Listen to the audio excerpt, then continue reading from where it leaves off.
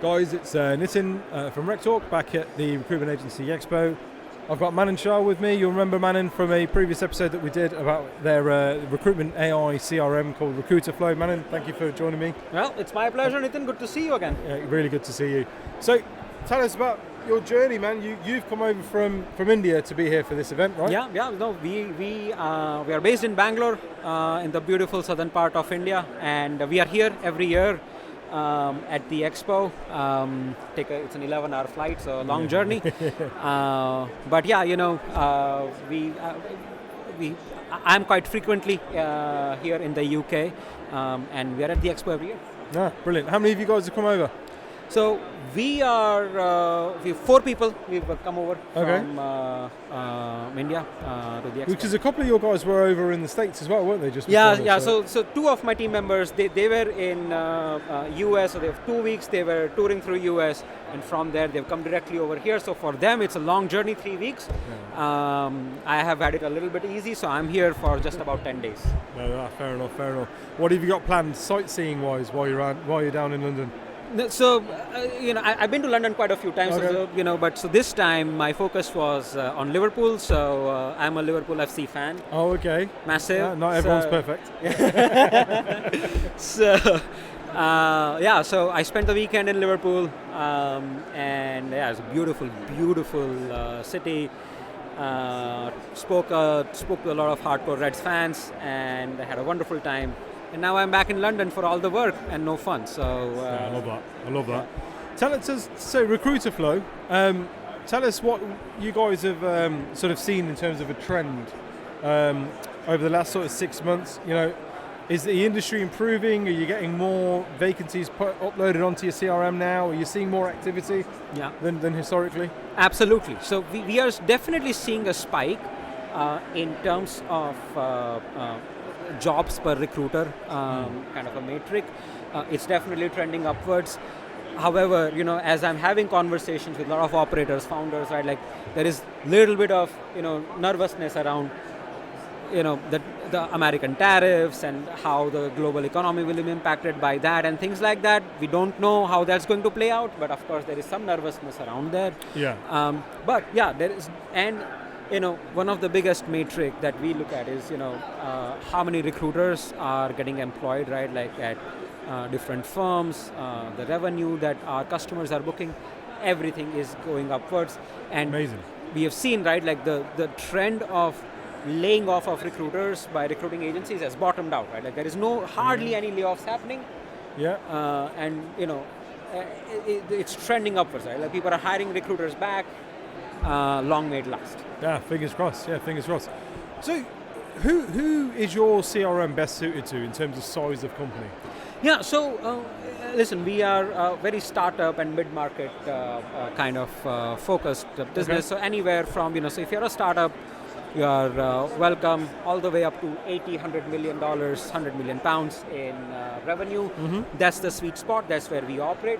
So, essentially, we are more, permanent executive search focused as a CRM, and we are an ecosystem, right? Like we are not just a CRM. We are, we've got marketing automation built in, multi-channel sequences, integration with social media and LinkedIn, multi-poster, and a lot of AI features, AI agents, right? So. We are like an ecosystem that's end-to-end, right? Like for your entirety of operations, right from sourcing all the way to placement. I'm going to put you on the spot then, though. How many of these AI features are your users actually making use of? Because I know there's a lot of kind of mixed sentiment around AI, especially within our industry, right? Yeah, absolutely. No, so that's a great question, right? So we'll look at it from. So there is what I would say table stakes, right? Like, hey, can I get AI to write me an email? Can I get AI to write me a nice job description? Yeah. Right, like that is super popular, right? Again, not really high value, but it's not really the purpose of it, though, is it? It's not, right? Like, but it should be there. I mean, it's maybe saving you a couple of minutes. Fantastic. Where it's getting really interesting with all the advances right now is that it's for our customers, the amount of data that they're capturing increases exponentially, right? Like, so for example, your recruiter is having a screening call with a candidate, 30-minute call. After that, your recruiter is going to maybe write 10 lines, if you are lucky, 10 lines in notes, right? Like now, we are able to capture all of that data with AI transcription, note-taking. A lot of admin is being removed, right? Like so, there is apprehension around it for sure. People are not sure about the accuracy and things like that. But it's an ongoing conversation, right? Like we do have customers who are doing a lot of it, and we are talking to more and more of them in terms of how do we help them implement an AI roadmap. No, fair. Yeah. Well, I think this is the thing.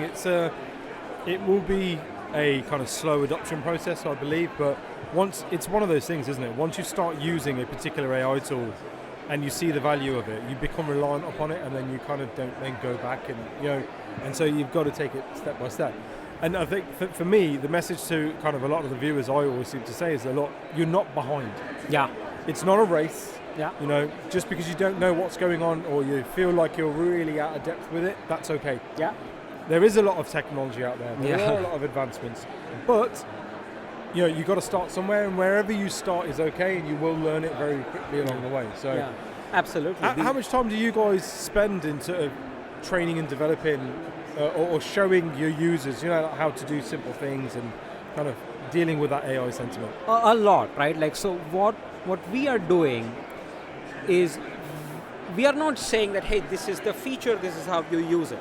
Right, like we look at the whole operations from first principle and say, you know what, right, like help us understand what you are doing, what do you want to do, and figuring out how AI, not just AI, right, like technology is going to be part of it, including RecruiterFlow, outside of RecruiterFlow, right, like, but the idea is that there is a lot of desire around and FOMO, right? Like, hey, we need to do something around AI, or we are going to be outcompeted and things like that.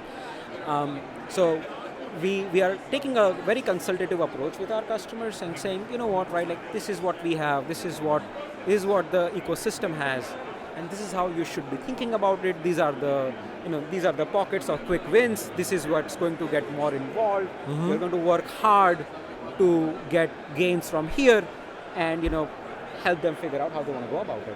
I love that. There you go. Any closing thoughts? Anything that you want to leave the guys with while you're here at the Recruitment Agency Expo live on RecTalk?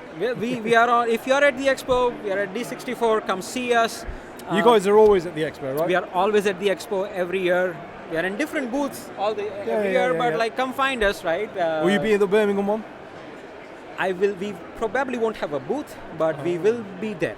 Oh, right. Look forward to that then. Yeah. Perfect. Brother, thank you so much. Always a pleasure. We shall do a proper one the next time, but there you go. Yeah. Thanks for watching, guys.